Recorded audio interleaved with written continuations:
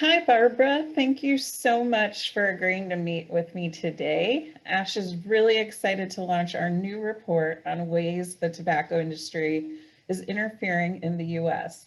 And as a part of our release, we want to talk with experts like yourself to get your take on the actions of the tobacco industry. Barbara, you're the vice president of the Schroeder Institute through the Truth Initiative and have over 20 years of experience conducting research and public health programs. Can you tell us about some of your recent research on the impact of tobacco-related policies on youth and young adults? Absolutely. And thank you, Nichelle. And let me start off by saying congratulations on the upcoming release of your new report. Your work in this area is so critical, so important, and you all provide such great leadership in shining a spotlight on what the industry continues to do in terms of tobacco industry interference. You know, in terms of our recent research, we've known for a long time that flavors drive to youth tobacco use. And, you know, we saw responding from public pressure from the increased use of youth e-cigarettes, as well as EVALI. Last year, early in 2020, the FDA banned fruit and candy flavors in closed system e-cigarettes, but they exempted open systems, disposables, as well as menthol flavors altogether. So in some research that we've done in collaboration with our colleagues at the CDC, we've been looking at the impact of this policy change, and we found that there's been an explosion of menthol use. These findings were published in an MMWR on September 30th of this year. So sales of menthol e-cigarettes increased by almost $60 million, and its market share more than doubled after it was exempted from federal restrictions that removed only some flavored e-cigarettes from the market. So we at Truth and others, and you all know, of course, that prohibiting all flavors in all systems is the obvious solution, and the public supports the step. In fact, we just released a recent study that shows a solid majority of Americans support a federal ban on menthol cigarettes, which are really the last remaining flavored cigarette that's still sold in the US that has long been marketed to Black Americans with predatory tobacco industries. So that's just a little bit of the research that we're doing most recently that I think shines a light on the need to, you know, really adequately address what's happening in the marketplace and, you know, being aware of, you know, the industry and anticipating their efforts to push back against sound regulatory policies. Wow, it's really interesting that menthol is still an issue with such great public support to remove it. So my next question, you were also vice president at Clearway, Minnesota for 17 years. Did you see the tobacco industry interfering in public health policy more through your work now at the Schroeder Institute or when you were with Clearway, Minnesota, or both? You know, I think really both. You know, tobacco industry interference happens at all levels. In my work at Clearway, Minnesota, you know, where I was working to support policy science, to support policy action, I could see it sort of up close and personal and see it happen on a policy by policy level. At Truth, you know, I see it definitely in terms of, you know, the big picture.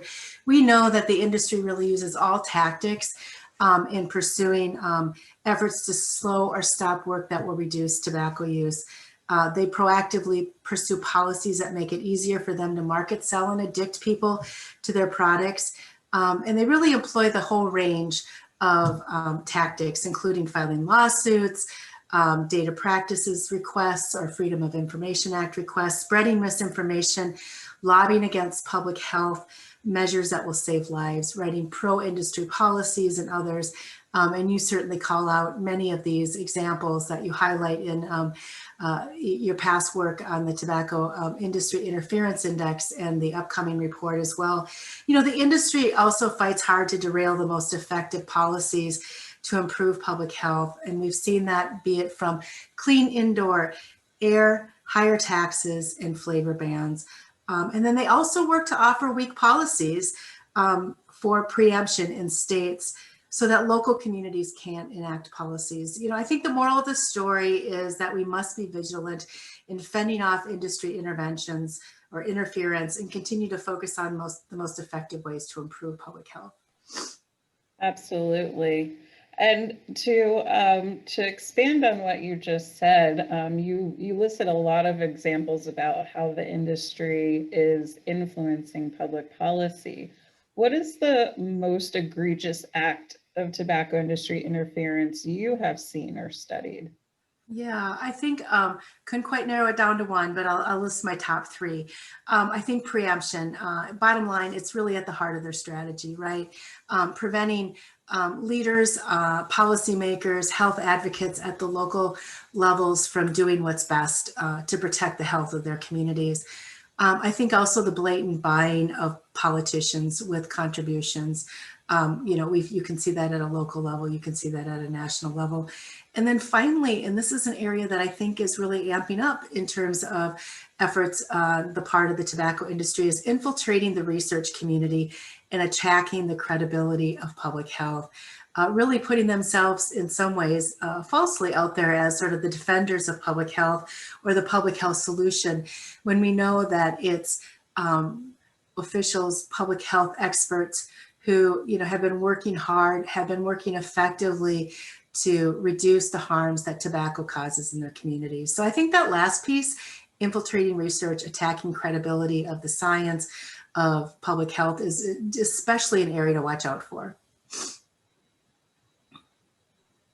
Yes, that's very true. And I think we've seen an increase in that, especially with COVID. So what messages do you have for policymakers, advocates, and the general public when it comes to combating tobacco industry interference so we can strengthen our collective public health? Well, I think the bottom line is that, this is the tobacco industry's playbook.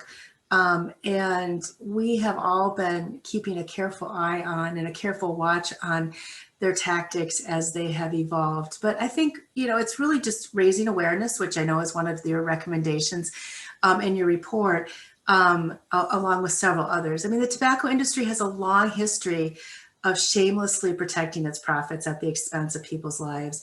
And as e-cigarettes put a new generation of young people at risk of nicotine addiction, companies are mounting a campaign to try to transfer their image from non-combustible tobacco products and claims, using claims that they can be part of the public health solution to end smoking. So I think we should in particular pay attention to how they're really sort of hiding behind these new products. Again, really offering themselves as, falsely putting themselves up as, the public health solution. We did a report last year, Spinning a New Tobacco Industry. It's on our website, and I think it's still relevant. We will update it as we, move forward, continuing to do surveillance of the industry and their efforts at interference. We identified a whole host of tactics, many of which you expose with examples in your report, from expanding their product portfolio, marketing new products to youth and young adults who have rejected tobacco, traditional tobacco or cigarettes, working to improve their reputation among influential audiences, cultivating influence with policymakers. The industry continues to try to overhaul its reputation and protect profits. And that's what we should all be paying attention to. Absolutely.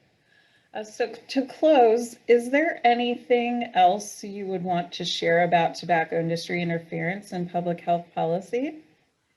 Well, again, I think it just goes back to the history. We've known that big tobacco has spent decades using its political influence to protect its business interests.